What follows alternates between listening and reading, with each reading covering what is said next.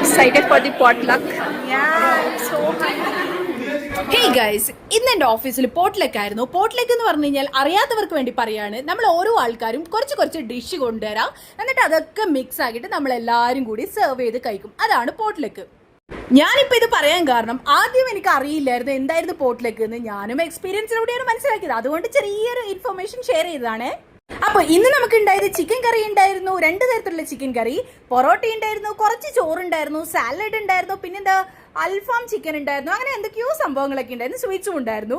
അപ്പം നമ്മളെല്ലാവരും ഇരുന്ന് എല്ലാവരും ഷെയർ ചെയ്ത് കഴിച്ചു. നല്ല രസമുണ്ടായിരുന്നു, അടിപൊളി വൈബാണ് കേട്ടോ ശരിക്കും ഇങ്ങനെ കഴിക്കാൻ വേണ്ടിയിട്ട്.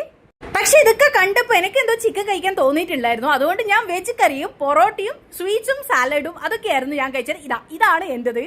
എടാ ശരിക്കും പറഞ്ഞാൽ എനിക്ക് ഒറ്റയ്ക്ക് ഭക്ഷണം കഴിക്കുന്നതിനേക്കാളും കൂടുതൽ ഇഷ്ടം എന്ന് പറഞ്ഞാൽ കുറേ ആളുകളുടെ കൂടി ഇരുന്നിട്ട് നമ്മൾ ഷെയർ ചെയ്ത് കഴിക്കുമ്പോൾ എനിക്ക് ഭയങ്കര ഇഷ്ടമാണ്. അപ്പം നമുക്ക് ഭക്ഷണത്തിനേക്കാളൊക്കെ അപ്പുറത്തായിട്ട് നമ്മൾക്ക് സന്തോഷം കൊണ്ടൊക്കെ നമ്മൾ വയറ് നിറയുന്ന പോലത്തെ ഫീലൊക്കെ എനിക്കുണ്ടായിരുന്നു. അപ്പം കരിവീർ പറയായിരുന്നു ഇവനൊന്നും കിട്ടിയില്ല എന്ന്. ആക്ച്വലി അവനെല്ലാം കഴിച്ചു കഴിഞ്ഞായിരുന്നു. ഇതാണ് എൻ്റെ കുഞ്ഞു വലിയ ടീം.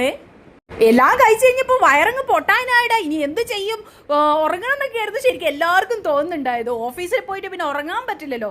അതുകൊണ്ട് നമ്മൾ വെച്ച് എന്നാൽ പിന്നെ കുറച്ചു നേരം നടക്കാം, എന്നാലെങ്കിലും കുറച്ചൊരു ആശ്വാസം കിട്ടുമായിരിക്കുന്നു. അങ്ങനെ കുറച്ച് ചിക്കനൊക്കെ വെച്ചിട്ട് എല്ലാവരും ഫോട്ടോവും വീഡിയോ ഒക്കെ എടുത്തു കഴിയാണ്. അങ്ങനെ കുറേ നടത്തൊക്കെ കഴിഞ്ഞതിന് ശേഷം നമ്മളെല്ലാവരും തിരിച്ചു വന്ന് ഫ്ലോറിൽ കയറി മനസ്സില്ലാ മനസ്സോടെയാണ് എല്ലാവരും പണിയെടുത്തത്. അങ്ങനെ കുറേ നേരം പണിയൊക്കെ എടുത്ത് അങ്ങനെ എന്താ പറയുക, ഉറക്കത്തിൻ്റെ ആ ഒരു ഇങ്ങനെ കിറങ്ങിയിരിക്കുന്ന അവസ്ഥയായിരുന്നു എല്ലാവർക്കും. പിന്നെ താഴെ വന്നിട്ട് ക്യാബ് തപ്പലാണ് പിന്നെ അടുത്ത പരിപാടി. നമ്പർ പ്ലേറ്റ് ഇങ്ങനെ നോക്കി തപ്പി അങ്ങനെ നമ്മൾ ലാസ്റ്റ് വീട്ടിലെത്തി. അപ്പോൾ അത്രയുള്ളൂ, ബൈ.